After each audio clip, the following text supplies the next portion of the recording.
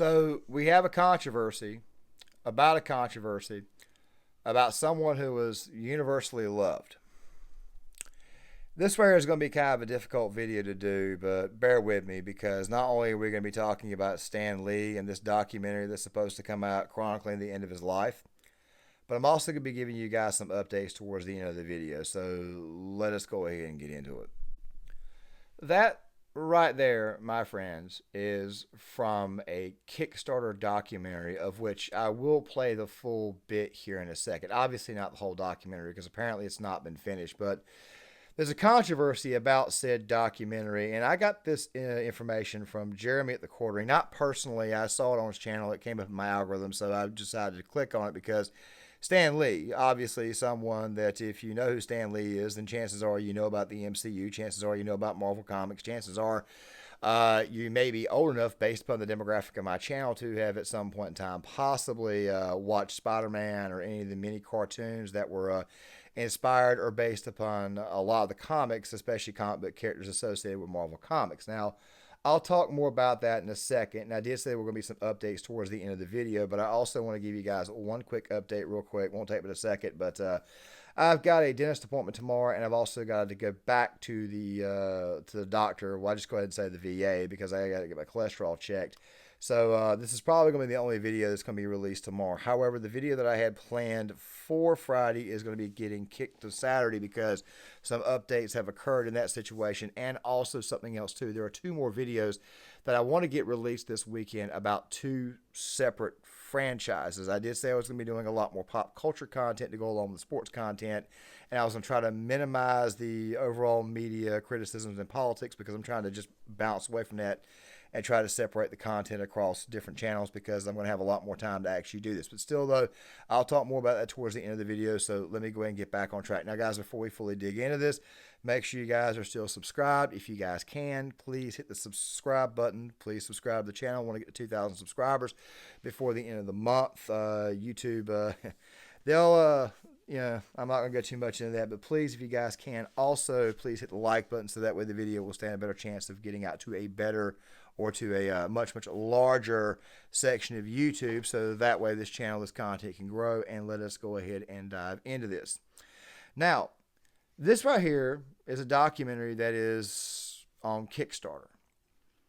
They haven't finished it. I'm going to play this bit for you guys. It's going to be inside of a box to help avoid copyright because I don't know if they're going to put a copyright claim in on it because of the music or anything.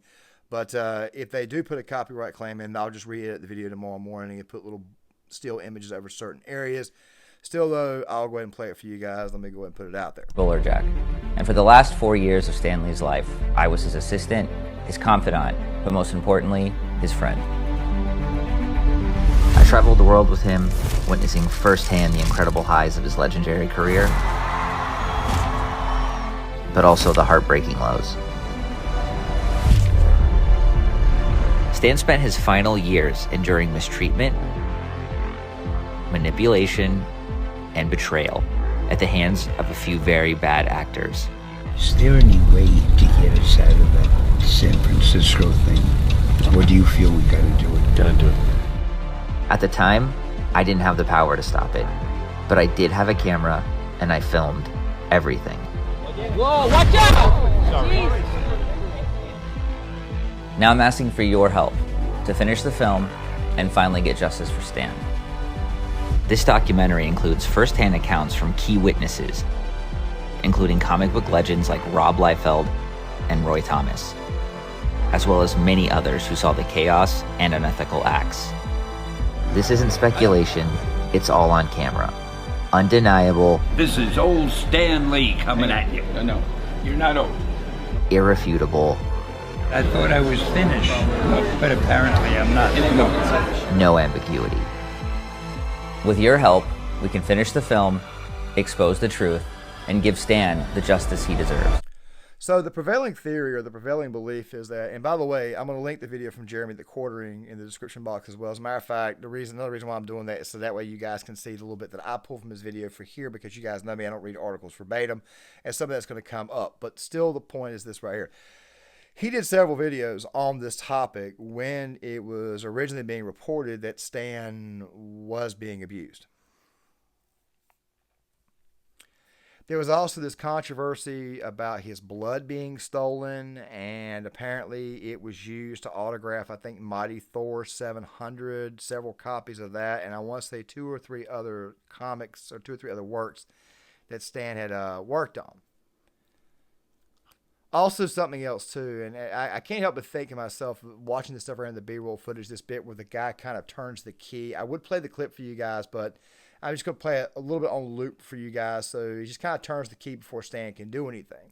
There are obviously moments there where Stan does not look comfortable. He does not look comfortable being around the people that he's with, and I can already hear somebody saying, well, he kind of did it to himself. And my response to that is, you shouldn't treat old people bad. You really shouldn't treat anybody bad, but especially the elderly, especially someone as prestigious as Stan Lee. Now, let me just kind of go through Stan Lee one more time. And this video, at first, when I thought about doing it, I thought it was going to be kind of difficult because, yeah, deep down inside, with all the rough, tough exterior, prior service Marine, try to put on a masculine front, even though I'm not as masculine as other people out there. My military service, trust me, I'm not a badass. I've never claimed to be. You probably would think that I'm a relatively tough guy, very masculine guy, and to each his own. You can think whatever you want. But when I think back on my childhood, I think back of those days where I got off the school bus, went inside the house, and cut on Spider-Man, the animated series. It's back when I was 9 years old. You guys are seeing some bits from the B-roll footage. I can't play the actual bit for you guys, which I got a copyright claim from Disney. And also, to go on top of that, the original X-Men cartoon. Now, the reason why I'm bringing this up is that while my favorite comic book character has always been Batman, always will be Batman, and he's obviously DC, and I did watch the Batman the Animated Series a lot, and I was probably going to incorporate some of that there in my film and stories channel. While that is definitely a DC and WB product, I still obviously looked into Marvel. I mean, one of my favorite video games playing as a kid was Maximum Carnage on Super Nintendo. All the Marvel games, Spider-Man, even the Incredible Hulk. But of course, that particular show kind of gave me a bit of a gateway to other characters. For example, Spider-Man is my second favorite. Well, he's not my second. The Wolverine is my second favorite, but Spider-Man is my third. And of course, also Iron Man, War Machine, Venom. You also had not only those guys, but also Wolverine. Very, very big on Wolverine. Always loved him. Always loved the Adamantium Man. The fact of the matter is this right here. At some point in time, if you were raised in the 80s or 90s or early 2000s, even the 1970s, if you came across any of these characters, or if you came across a cartoon that was connected to Marvel, or even Marvel's Sunbow at one point in time, that would also include G.I. Joe. You know, the television, you guys have seen the B-roll footage of that there too. Obviously, a cartoon designed to sell toys, chances are Stan Lee had some form of influence on you, whether you know it or not. And also the MCU. Of course, the MCU before it went completely and totally downhill. Obviously, the last cameo he made was in Avengers Endgame, and from what I understand, they originally wanted to have this cameo at the very end of the film because he was supposed to hand Captain America's shield off, from what I understand. So if I'm wrong, just leave it in the comment section. We'll discuss it there. He was supposed to hand it off to Anthony Mackie's character there. From what I understand, that was the original plan. I told you guys it'd be a slightly difficult video for me to release. The thing is this right here. Someone as prestigious as him, you would never imagine for 1 second that this would actually happen to him. But apparently this situation goes back a ways. Now, before I play this next bit, which of course came from Jeremy the Quartering, I want to say this. The controversy about this situation is somebody pointed out that the guy who's making the documentary, they basically were saying, why did you not stop the abuse? Well, I'm going to go ahead and tell you right now, it's not as easy as you would think. There would be contractual things that might keep this person from stepping in. There could have been all kinds of stuff going on. So until we get further clarification on that, I'm going to kind of step back from that part. But as far as the rest of the controversy is concerned, let me go ahead and go to that bit from my pull from Jeremy the Quartering. Like I said, video will be linked in the description box. You can access his channel. He's done several videos on this topic. He did it back when the whole thing was first being reported, and nobody seemed to care. They kind of turned a blind eye to. But and a variant cover of Rise of Black Panther 1. Who could have done that? Who signed him up to get his blood drawn, then took him to get his blood drawn, then gave that money away, or then gave that blood to those people that made the comic books? I mean, it had to be somebody close to him, right? The Daily Beast claims that $300,000 was donated from Lee's business account to Hands of Respect without his knowledge. Hands of Respect also reportedly purchased a $850,000 condo in West Hollywood, not far from Stan Lee's home in the Hollywood Hills. Lee and his daughter are no longer associated with the company. The company was a sham. That money was stolen from him. You know, one of the most beloved people, you know, a man that loved him. Obviously, it had been somebody close to him. There's more. There's more we'll get to in a second. Like I said, this was stuff that he reported on back in like 2017, 18, and 19. I mean, who could have actually done that? Well, there's also this bit where his daughter ultimately said, screw this, and broke off from the company that was apparently entrusted with Stan, but we'll get that here in a second. Who could have done that? Well, it might make you think maybe it was a family member, but then again, at the same time, it could have been one of the guys that, you know, was in charge of watching him. There were bits and pieces in there where Stan seemed like, obviously, you guys saw in the trailer where he was a little bit uncomfortable. Of course, we'll know more when the documentary is fully finished. I'm not going to fully endorse the documentary because I haven't seen it. I would like to see the documentary first before I decide to actually endorse it. I'm not going to do that. It's like a movie review. I'm not going to come out here and tell you guys about a movie, or I've done it once before. I'm not going to do it again. I'm not going to tell you whether to go watch this or whether not to watch this until I actually see it and give you guys my honest to God thoughts on it.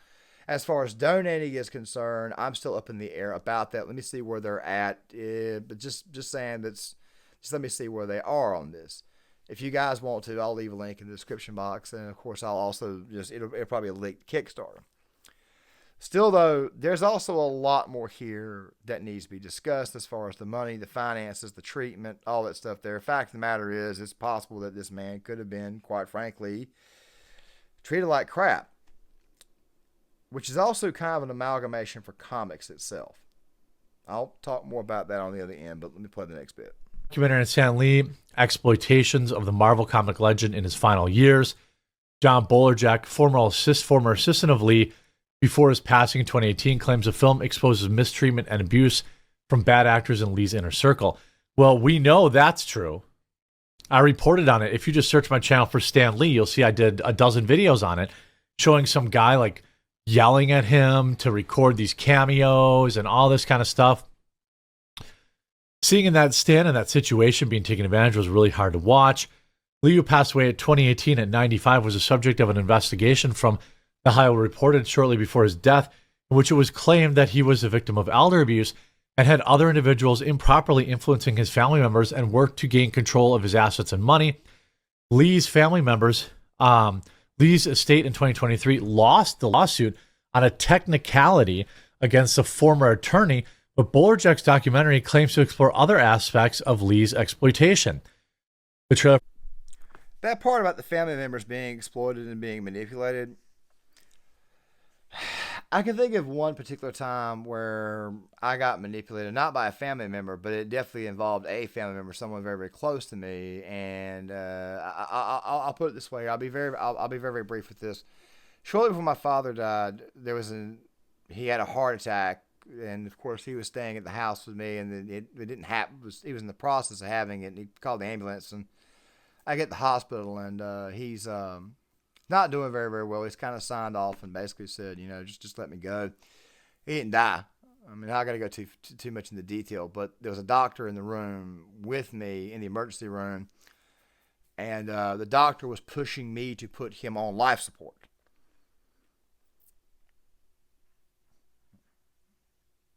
I wasn't going to do it. If I'm in a situation like my father was, and it's either life support or death, as in when you go on life support, you're not conscious, not anything. You're basically just taking whatever time till you die, and your family's going through a lot, and you yourself are also suffering too. While you may not even be awake, but still at the same time, you're suffering whether you know it or not. I wasn't going to put my father on life support.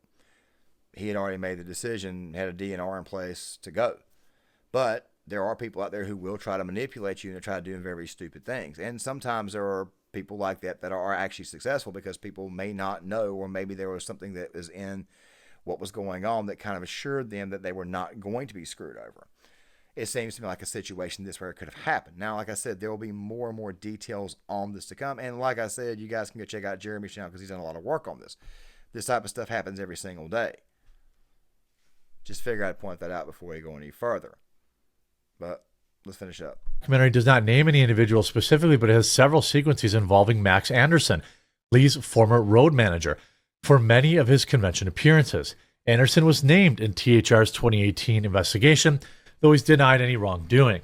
Bolerjack is seeking $300,000 through Kickstarter in order to complete his Stan Lee final chapter. I don't think they actually even linked to it, but at least they linked to the video there. This is, again, here you see the synopsis of the film reads, the events are chronicled by his assistant. What he uncovered was a thriving market where Stan's signatures and memorabilia were converted into huge piles of cash, and rival hucksters double-crossed each other to control Stan's fortune. After years of collecting this footage, he's ready to share it, this shockingly and truly heartbreaking story with the world. Bringing the truth to light is never without risk. This documentary delves into the real story behind Stan Lee's final years, exposing who wronged him. As a result, I face potential threat. Now, guys, that right there may be the reason why it is. To exploit somebody at that age, especially with their mental capacities probably kind of going down a little bit. Stan seemed to me like he was still in good spirits right there at the very end. 95 years old. I mean, it's very, very difficult. I mean, you just had Gene Hackman die. He was like 94, and we just now found out in Gene Hackman's case that what happened there is that Gene had heart disease and he also had Alzheimer's. And of course, if you've got a relative who's had Alzheimer's or dementia, then you kind of know how it can be. The mind is leaving. Stan didn't look to me like he was in that type of situation, but still, though, Stan always came off as a go-lucky guy who was actually in a very, very good mood all the time, very, very happy. I'm having a hard time thinking that he wasn't. But then again, like I said, this fight's been going on for a while. I mean, it seems to me like maybe a lot of people got manipulated. Maybe a lot of people around Stan got manipulated. That really is what it sounds like to me. Still, though, at the same time, beloved character, beloved figure, not just in the world of comics, but pop culture as a whole. Like I said before, chances are anything related to Marvel, it all extends back to him. Chances are he had some fingerprints on your life at some point in time. The documentary itself, like I said before, has not been finished. It's a Kickstarter piece. They're trying to get it done, and hopefully some truth will come out. But it seems to me like there was a lot of dirty crap going on behind the scenes, especially involving Stan and maybe this company who basically had control of him right there towards the end of life. But the whole thing about using his blood to make money off of, that right there just seems downright shady and shitty, if you ask me. Just straight up, outright dirty and dishonest. Now, I'm going to give you guys a couple of updates. I'm going to close this one down. I am going to have some content out this weekend, but I do want to get you guys' thoughts on this situation. So let me go ahead and get to the updates. I said at the very beginning when I talked about expanding the content that I was going to probably expand into 3 channels. That's what we're going to be doing, and I'll go ahead and tell you right now what those channels are. But I want you to know right now, first and foremost, that for the rest of this year, I made a decision to keep this channel here like a daily channel, like maybe 1 to 2 videos a day whenever I can get them out there. I may change the format to like the pure reactionary format where I've got the share screen and stuff. I may do that a little bit later on this year. As you guys know, I've had all kinds of health stuff, surgeries, all kinds of things like that there. And of course, this had me in and out of the house, back and forth at the VA, back and forth going between here, driving 2 hours at least once every couple of weeks to the main hospital, stuff like that there. And it's been kind of hectic, at least since January of last year. And the goal was really to start doing this in the summer of 2023, but you guys know me, it never happens overnight with me. So here's what I've decided to do. Gear Issue 33, The Crusty Old Vet. Obviously, we're going to start back on that channel in April. Military film reviews, obviously history, stuff like that there.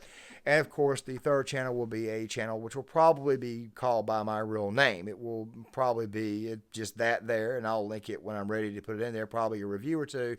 I won't just link it there for you guys to go subscribe, but there's no content on it. Obviously, when the content comes out, when I put content out there, I'll put it in there. It'll be basically stories, movies focused. I'll probably start with gaming.